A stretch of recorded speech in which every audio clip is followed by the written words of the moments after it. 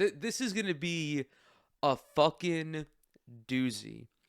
Moments ago, I would have recorded this episode sooner, but as I was gearing up, as I was getting ready, President Trump had a crash out in the Oval Office while him and Vice President J.D. Vance dogpiled on Ukrainian President Volodymyr Zelenskyy, who was at the White House today to sign that minerals deal that was reported earlier on in the week. This fallout happened because Zelenskyy wasn't behaving like the lapdog that the Trump administration wants him to. He was maybe a little standoffish, maybe a little combative, but as you would expect, this was agitated by President Donald Trump, by Vice President J.D. Vance, and their sheer arrogance. And it all stemmed because these soft ass motherfuckers, these brain dead donkeys were they felt that Zelenskyy was not as grateful and wasn't as thankful as they felt that he should be for the United States allowing him to continue this fight against Russia. This story is still developing. There's going to be tremendous fallout from this, and we're going to discuss that later on after I show you guys some video and we discuss it. But just know that as of right now, this deal has not been signed. It was intended to be signed today, and then this whole crash out happened, which was unplanned, by the way. Zelenskyy is no longer at the White House. We don't know if President Trump is going to want him back. President Trump has said that he can't allow Zelenskyy to come back because Zelenskyy looked like a guy who didn't want to make a deal today. It was just so much going on. Furthermore, the press pool at this conference was a disaster. It was literally just dick sucking central. It was the art of meat writing. It was the dick sucking Olympics. Only reporters from like Newsmax and One American News were there. It was a Trump glaze fest. It was a Trump glaze fest that also, weirdly enough, had Russian state media sneak in. TASS had a reporter in the press pool, unaccredited, and I believe they were removed once that was found out. But it is notable that the Associated Press didn't have anybody there. Reuters didn't have anybody there. CNN's Caitlin Collins was there, but she only asked a couple of questions, and whenever she did try to sneak in there, Trump settled on one of his fucking chief glazers. It was a shit show. I cannot recall a moment in the years that I have been covering politics, not that it's been that many, but I've watched more than a couple press conferences. I have never seen anything like this. It was so humiliating, so denigrating. It was just a really sad moment for everybody involved. I believe that the Trump administration should be embarrassed for how they conducted themselves today, allowing this type of shit to go on camera. I do understand that these kinds of diplomatic resolutions go on behind closed doors, and sometimes it does get fiery and sometimes it gets a little heated. But when no one's watching, that's fine. Everyone understands that negotiations, especially in time of stress, like what President Zelenskyy is dealing with, can get a little out of hand sometimes. But it's not being broadcast to millions of Americans. It shows a breakdown in really just the state of affairs that the United States is going through right now. Furthermore, the implications of this, at least in regards to foreign affairs, is terrible for soft power in the United States. There's going to be no nation other than Israel that aligns itself with the United States so long as Donald Trump is president, because of how they've conducted themselves with Ukraine. Israel is the only nation state that the United States will be able to call their ally. other countries are going to look at how President Trump just tosses Zelenskyy to the side because he hurt his feelings a little bit. He's such a narcissistic man baby that he can't handle the leader of another foreign nation pushing back on him. We saw this obviously when Emmanuel Macron came to the Oval Office and provided a little bit of pushback. Donald Trump did not like that either. Of course, obviously it didn't get as out of hand because the stakes were not as high with that meeting. So it's really bad. It bodes really badly and projects really badly for the future of U.S. foreign policy, because it's the optics are just really fucking bad. And typically I'm not, an optics or an aesthetics person, but in an instance like this, it is valid to view it through that lens. So we're going to watch a little bit of this courtesy of the Cum News Network. For 4 years, this is a 7-minute video of, I believe, towards the end of the press conference when things really got out of hand. President Trump is here, obviously. J.D. Vance is here, and he throws himself into the fray, which I really don't like, because whenever J.D. Vance spoke during this conversation, it felt like when the porn director speaks, like, bro, shut the fuck up. You are not the focus here. This is not for you to engage with. These types of negotiations are between the heads of state and the respective secretaries of state, not you, not this fucking creep.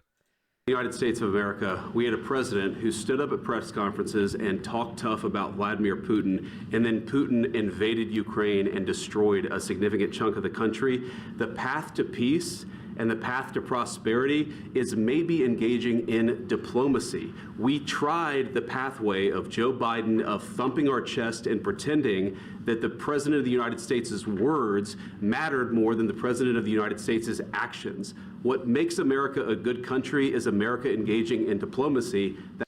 Why did America not engage in diplomacy prior to the start of the war? The Biden administration at the time fucked up the negotiations on two fronts. The first being France and Germany were actively trying to resolve this diplomatically. Obviously, Europe does not want a fucking war in their backyard. More selfishly, however, European countries didn't want to have to find new energy partners, which is probably why the United States got involved, because not only would they be able to sell weapons to Ukraine, they would also be able to sell oil and gas to other European nations. The second aspect of how President Biden fucked this up, and how President Obama fucked this up, and how President Trump fucked this up, dating all the way back to 2014, which, by the way, Volodymyr Zelenskyy mentioned that since 2014, Russia had violated their ceasefire 25 times throughout the Obama presidency, throughout the Trump presidency, and throughout the Biden presidency. Donald Trump did not like that. But rewinding, why was Washington so adamant on expanding NATO? Because that plays a role in how we got here. Russia felt that their borders were being encroached on. And I'm inclined to agree with them, because NATO exclusively serves as a power play against just Russia's existence. It was formed at the end of World War II when Russia was still the Soviet Union. It operates exclusively as a quote-unquote deterrent to Russian interference or Russian invasion, whatever. But it gets to a point where NATO was basically knocking on the door, and Russia does not like that for obvious reasons, because these folks are adversaries, and you shouldn't be pressing up against the borders of your adversary. It doesn't bode well for regional, it doesn't bode well for politics in that region. That's what President Trump is doing. Can I ask you? Sure. Yeah? Yeah. Okay. So he occupied our parts, big parts of Ukraine, part of East and Crimea. So he occupied it on 2014. So during a lot of years, so I'm not speaking about just Biden, but those time was Obama, then President Obama, then President Trump, then President Biden, now the President Trump, and God bless, now President Trump will stop him. But during 2014, nobody stopped him. He just occupied and took. He killed people. You know what the contact line? 2015. 2014. 2014 and 2014. 2014. Yeah. So I was, he killed. I was not here. Yeah, but That's exactly but, right. Yes, but during There were multiple times throughout this conversation where President Trump just kept bringing it back to him and what did or didn't happen during his administration, and it derailed everything because Zelenskyy is not viewing it from the lens of, oh, this happened during each person's presidency. He's merely using that as an example. It does, in Zelenskyy's eyes, it doesn't fucking matter what happened when. All that matters is that it happened. 2014 till 2022, yeah, the situation the same. The people have been dying on the contact line. Nobody stopped him. You know that we had conversations with him, a lot of conversation, my bilateral conversation, and we signed with him, me, like a new president. In 2019, I signed with him the deal. I signed with him, Macron and Merkel, we signed ceasefire. All of them told me that he will never go. We signed him with gas contract. Yes, but after that, he broken this ceasefire. He killed our people and he didn't exchange prisoners. We signed the exchange of prisoners, but he didn't do it. What kind of diplomacy, JD, you are speaking about? What do you mean? I'm talking about the kind of diplomacy that's going to end the destruction of your country. Yes, but if you Mr. are President, not Mr. President, with respect, I think it's disrespectful for you to come into the Oval Office and try to litigate this in front of the American media. Right now, you guys are going around and forcing conscripts to the front lines because you have manpower problems. You should be thanking the president for trying to bring an end to this conflict. Have you ever been to Ukraine that you say what problems we have? I have been to. Count one. I've actually watched and seen the stories, and I know.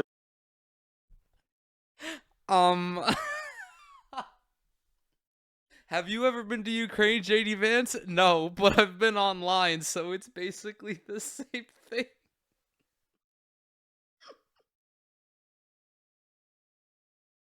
Like, what a clown show. What a clown show. How fragile is your ego? How fragile is your masculinity where you can look this guy in the face and ask and tell him, I think you need to be thanking us more because of what we're doing immediately. And obviously I know that the United States is not doing this altruistically and out of the goodness of their heart. But when you do a good deed for the sake of doing that good deed, you're not expecting a thank you. This is a self-report on JD Vance. Obviously, he's a ghoul. I understand this. And if you're unfamiliar with Mr. JD Vance, you might want to go look up like how he outsourced jobs in Appalachia with one of the companies that Peter Thiel helped him found. He's a ghoul. He's a horrible fucking person. But it shows that really the United States only involves themselves in situations like this when they feel that there is something they can get out of it. That is how the mineral deal came about. When you look at the United States involvement in Iraq and Afghanistan, there were resources at play there as well. what happens is you bring them on a propaganda tour, Mr. President. Do you disagree that you've had problems bringing people into your military? He's And do you think that I it's will respectful answer. to come to the Oval Office of the will United answer. States of America and attack the administration that is trying to prevent the destruction of your country? A lot of questions. Let's start from the beginning. Sure. First of all, during the war, everybody has problems. Even you, but you have nice ocean and don't feel now, but you will feel it in the future. God bless. You don't know that. God bless. You don't God know bless. that. You will Don't- not have gotta- a war. Don't tell us what we're going to feel. We're trying to solve a problem. Don't tell us what we're going to feel. I'm not telling you. Because I'm you're in no answering on this position to question. dictate that. That's exactly Remember what this. you're doing. You're in no position to dictate what we're going to feel. We're going to feel very you will good. Feel influenced. We're going to feel very I'm good and telling very you, strong. You will feel The United States is not going to feel very good in a year or two. Obviously not because of this situation, but just in general with how the Trump administration conducts business. Mr. Art of the Deal has fucked up every single thing he's tried to do thus far. Nothing that he's done has worked out. The stock market is tanking. Russian power in Europe, or Russian whatever the fuck, is on the rise. Egg prices, something really, I don't want to say it's small because a lot of people deal with it, but egg prices are rising. Donald Trump is just trying to masquerade from the shit show that is happening behind the scenes. Elon Musk is ransacking the government and has an approval rating of like 26%. Zelenskyy is right to say that the United States is doomed, even though he didn't say it verbatim. Just granted, for obviously reasons separate or independent from this conflict. But make no mistake, this is going to further alienate Europe from the United States. It is going to further push the United States away from their Western allies. Maybe, perhaps not just Europe, maybe Canada as well, because Canada, although a part of North America, is still in the European sphere of influence. Maybe another Western ally like Australia. Trump didn't know what fucking AUKUS was. He said, "What's that?" That is the fucking defense pact, the defense agreement that we have with Australia. It is going to further alienate the United States from all of its allies, which is the one thing that Donald Trump has successfully done thus far. influence. You're right now not in a very good position. You've allowed From the yourself very- to be in a from very the very bad position, beginning and he of the happens war. to be right about From it. the very beginning of the war. You're not Mr. in a Brown, good position. I You don't was have in the it. cards right now. With us, you start having not playing cards. But cards. right now, you I'm don't. Yeah, very you're serious, playing It's cards. Mr. President. so fucking insane to talk to a world leader who is in the middle of a war like this. I don't know if people comprehend the sheer absurdity of having this conversation on live television. This is like when a couple fights in public. How embarrassing. How embarrassing for them. How cringe. Like I was feeling secondhand embarrassment watching this. You're I'm playing very cards. serious. You're I'm gambling the with the president lives in of war. millions of people. You think- You're gambling with World War What do you- III. what do you You're think about? gambling with What do you World think War about? III. And what you're doing is very disrespectful to the country, this country, that's with back all to you, respect to you. far more than a lot of people said very they respect. should have. Have you said thank you once this A lot entire of meeting? times. Like, no, bro, in this entire meeting. shut up. You're such a fucking loser. Have you said thank you one time? Meanwhile, every other, maybe not every other, but Zelenskyy has been more than gracious of all of the support that has been given to him. And it's because of this that he's made it a point to quote tweet every world leader that has shown support for Ukraine in the aftermath of this meeting. He says, "Thank you very much for your support." Like, are you fucking kidding me? JD Vance, you're 40 fucking years old, worried about someone saying thank you. This is a remarkable deterioration of government in the United States. You're not even talking, you're no longer talking about the specifics of this deal. You're hung up on a fucking thank you. A thank you. You said thank you. You went to Pennsylvania and campaigned for the opposition in October. Offer some words of appreciation for the United States of America and the president. You're from Ohio. Why do you give a fuck about Pennsylvania?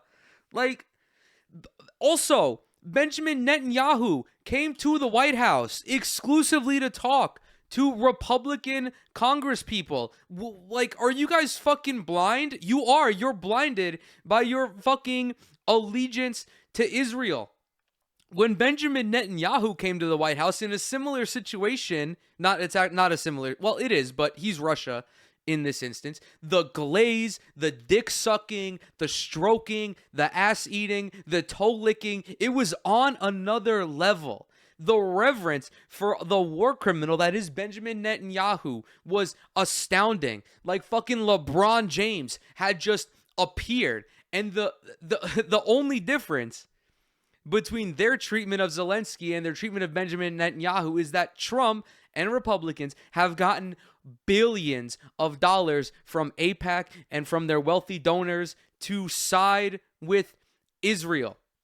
It's so disgusting. Mind you, shortly after this happened, the Trump administration sent $3 billion more to Israel. It's such a fucking disgrace. To save your country. Please, you think that if you will speak very loudly about the war, He's not speaking loudly. He's not speaking loudly. Your country's in big trouble. Can I Wait a answer? minute. No. Can You've I done a answer? lot of talking. Your country is in big trouble. I know. You're not winning. You're not winning this.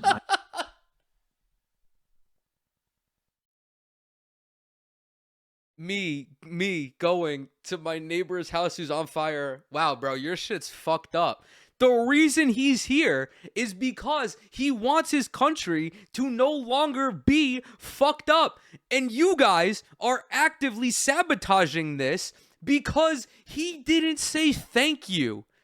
Oh my God, it's so soft. These adults, these are grown-ups. These are grown-ups that are behaving like this. You have a damn good chance of coming out okay because of us. Mr. President, we are staying in our country, staying strong from the very beginning of the war. We've been alone, and we are thankful. I said thanks You haven't in been this alone. cabinet, You and haven't not been only alone. in this We cabinet. gave you, through I this said thank stupid you. president, $350 billion.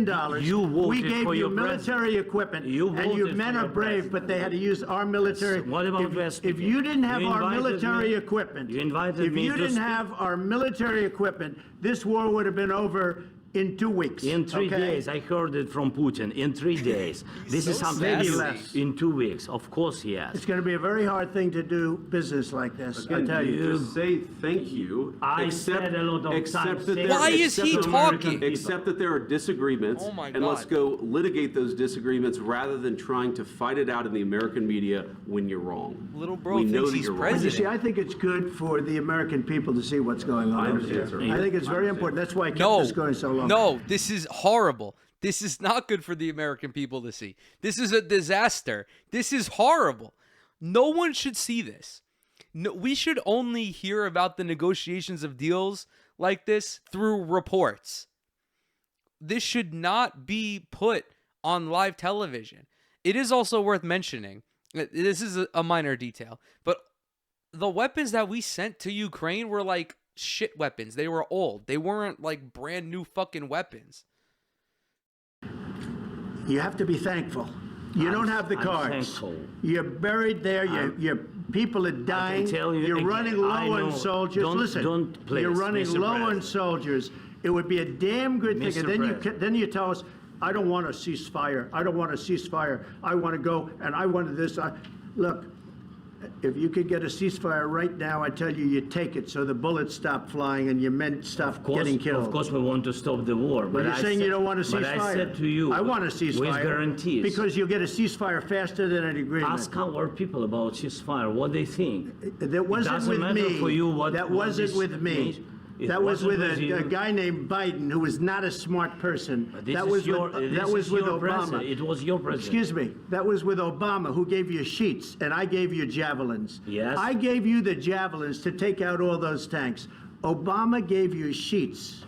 In fact, the statement is Obama gave sheets and Trump gave javelins. You got to be more thankful, because let me tell you, you don't have the cards. With us, you have the cards. But without us, you don't have any cards. Zelensky, 24-year-old. The reason he allegedly, and I say allegedly because obviously Trump said this, the reason he doesn't want this ceasefire is because the ceasefire as it was presented did not have security guarantees. That is the one thing that President Zelensky wants, because Russia in the past violated their ceasefire multiple instances, 24 times. If there are security guarantees, Zelensky feels more comfortable. And I don't really think that that's like a tremendous ask for him, because the United States is willing to do security guarantees for a country like Israel, right? You know, the whole Iron Dome thing. But not for Ukraine. The speculation of Trump being in bed with Russia, of being a Russian asset, I think is growing more and more valid. There's no reason for him to be so overtly anti-Ukraine in this instance. Because if he wanted to make a deal, if he really wanted to get this done, like he said he would do on the first day, he would be working to do it. But he's not. Instead, he's a little butthurt that President Zelensky didn't say thank you. This came in the aftermath of the spat. This is courtesy of Jennifer Jacobs. She tweets, high-level Trump sources tell me the White House is now uncertain if they can get the Russians and Ukrainians to stop fighting because of the episode with President Zelensky, because this episode with President Zelensky raised questions about whether he can move forward towards a peace deal. It also raises questions about whether U.S. will pause aid to Ukraine, but Trump is not seeking regime change in Ukraine. No discussions about who in Ukraine might be a better leader than Zelensky. That's another thing. Typically, when this happens, when the United States is fed up with one of their allies, they will behave in an erratic manner as a way to install their own leadership, whether it be, an anti-socialist leader or, a right-wing military dictator. They're just operating exclusively on the basis of my feelings were hurt. Ukrainian officials have reached out this afternoon to senior White House officials desperate to get a deal back on track, but that will not happen today. Trump is unwilling to talk to Zelensky further today. These are adults, mind you. Adults are unwilling to have a conversation. Not even just adults, heads of state, or one head of state is unwilling to have a conversation because he perceived disrespect. When Rubio and Waltz went into the Roosevelt room to ask Zelensky to leave, Rubio made it clear that any further engagements today would be counterproductive. Waltz told Zelensky that he had made a tremendous mistake and it was a grave disservice to Ukraine and to Americans both. If you get a chance to rewatch any of those clips, just fixate on Marco Rubio. He is having the worst time.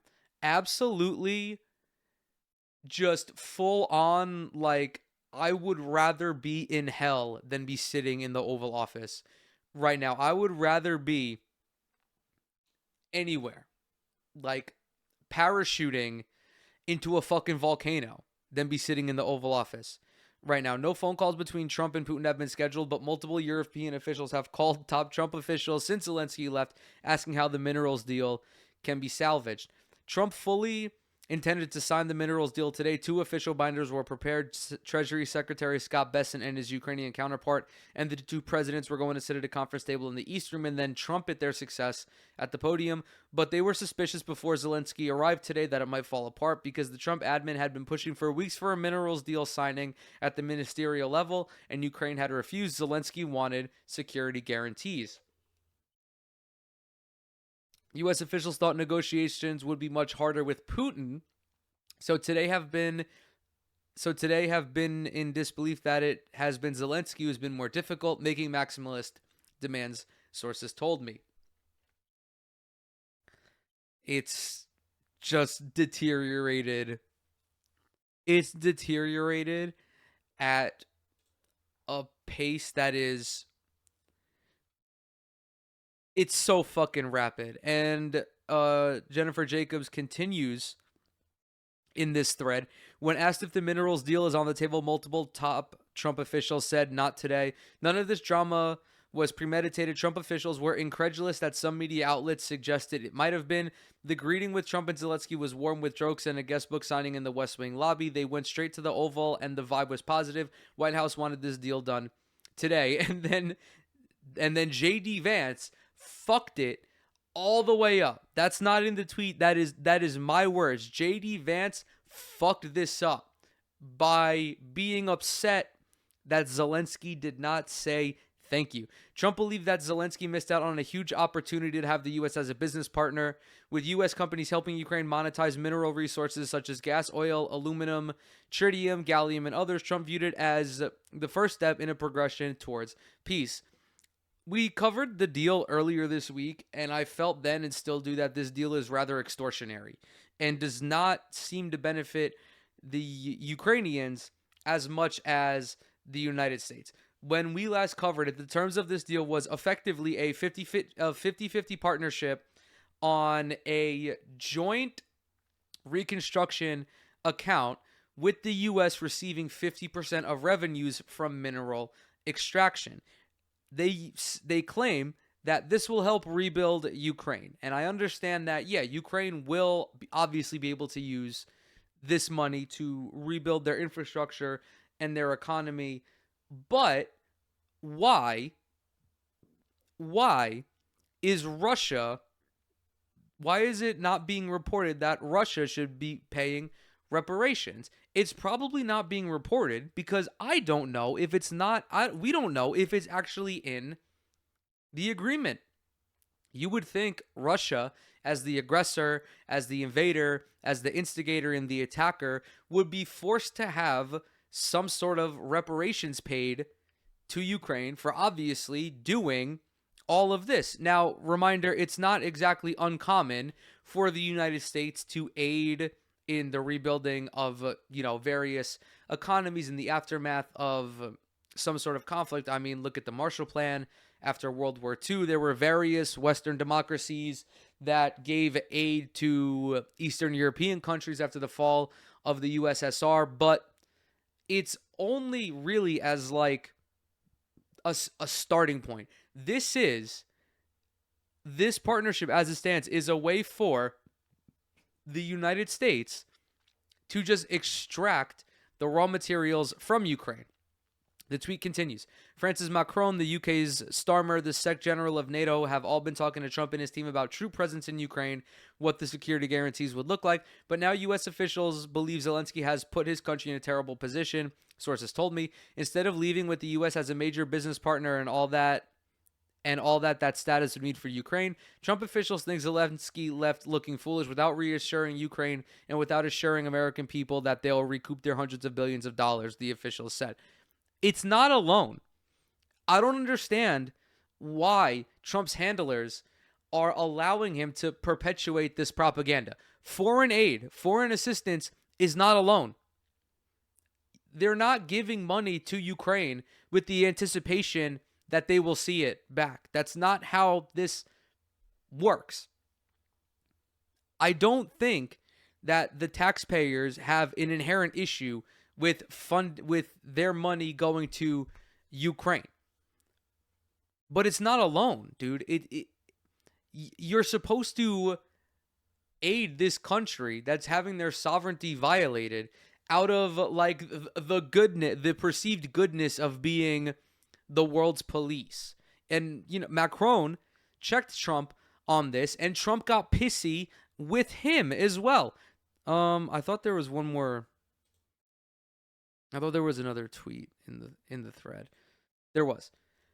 U.S. military aid to Ukraine could be in jeopardy, sources told CBS News. U.S. senators warned Zelensky as recently as this morning not to try to litigate with Trump. Teams were already working ahead to get a more detailed level of agreement for Ukraine after today's mineral deal, but the damage done in the Oval Office was serious, sources told me. Trump officials who talked with the Ukrainian team after Zelensky left the Oval Office, after Zelensky left the Oval, that some of his circle were dismayed by his behavior. He's got to say, I want to make peace. I don't want to fight a war any longer. I don't believe that. Trump told reporters on South Lawn when asked what Zelensky needs to do to save this, we're going to get this war done or let them fight it out. I don't know if the military-industrial complex would allow that to happen. The military-industrial complex always wins. That's a reason why this war was allowed to persist this long, is because the defense contractors can continue to make weapons and sell them to Ukraine. So they get it both ways. They get it on the sale of them to Ukraine and as well as Israel. And then they would also get it by way of security guarantees because they would continue to send weapons to Ukraine. If this deal does fall out of favor, we're going to see the military-industrial complex get involved behind the scenes and potentially prod Trump to get back into it. Additionally, there's the other side of this where Trump could very well be not sabotaging, but be reluctant to continue with this deal because all of the money that they're giving to Ukraine could be given to Israel. Reminder, Donald Trump has had hundreds of millions of dollars given to him by the Adelson family alone, with the expectation being that Trump would give preferential treatment to Israel. It's also important to remember that when negotiations first began, there was that report floating around that Ukraine won't be able to get their pre-war borders back. I think that Zelensky could very well be upset with how the Trump administration has conducted themselves so far. Not only with that, but also, again, Trump saying that a war would be done first day in office, and here we are, 38 days or whatever the fuck it is into his administration, and the war is still persisting. The last aspect of this that we're going to cover is this puffy-faced alcoholic dipshit from One America News Network, who's also Marjorie Taylor Greene's boyfriend, asking President Zelensky, why aren't you wearing a suit? Don't you think you should be wearing a suit? Shut up, loser. Oh my God. Get a job. Get a second job. Get a third job. Second My question. second question for President Zelensky. Why don't you wear a suit? Why don't you wear a suit? You're at the highest level in this country's office. I don't know. Maybe because he's at fucking war? Hey, stupid. Hey, pal. You just blowing from Stupid Town? Know where the fuck you are and what the fuck you're doing. This is a very serious situation. And this 3 IQ dipshit is asking about why Zelensky isn't wearing a suit. Who gives a fuck? Why don't you ask him why he didn't have dairy with lunch? It doesn't fucking matter. And you refuse to wear a suit. Just want to see if do you own a suit? Yeah, problems. A lot of Americans have problems with you not Really? respecting. I don't the have dignity of such. this office. I will wear a costume after this war will finish. Okay. Yes, maybe. Well, Maybe something maybe like this. something like Yes, yours. sir. Yes. That'd be great. Maybe something better. I don't know. We will see. Maybe something cheaper than yeah. And he got shitted on. Thank you. Thank you for. And he got fucking dicked down by the short king, Vladimir Zelensky. Imagine getting dicked down by this king in the midst of him worrying about his country being fucking bombed, this idiot has no business being in media. This idiot, this idiot should not even be allowed to manage a Wendy's. How the fuck are we expected to be considered a serious nation when our press group is asking questions like this? I don't know if the alcoholism has like permeated his brain, or if like all the fucking inflammation in his face isn't allowing him to think straight. But we're in a pretty serious situation right now with Ukraine and Russia, and this guy's asking about a fucking suit. Like, I don't even understand how that could crush your mind. Like, are you that unserious as a media member that you can't ask anything pertinent to the situation? I really shouldn't be surprised, because obviously he's from One American News, and really right-wing media outlets don't focus on serious issues at all ever. They are incapable of having a serious conversation about any sort of geopolitical or economic issue. It always transpires into like wokeness and DEI. But I guarantee, like, if Zelenskyy showed up in a suit, this fat idiot would be like, did you really think it was appropriate to wear a fat tie with skinny lapels? Like, shut the fuck up. Be a little serious.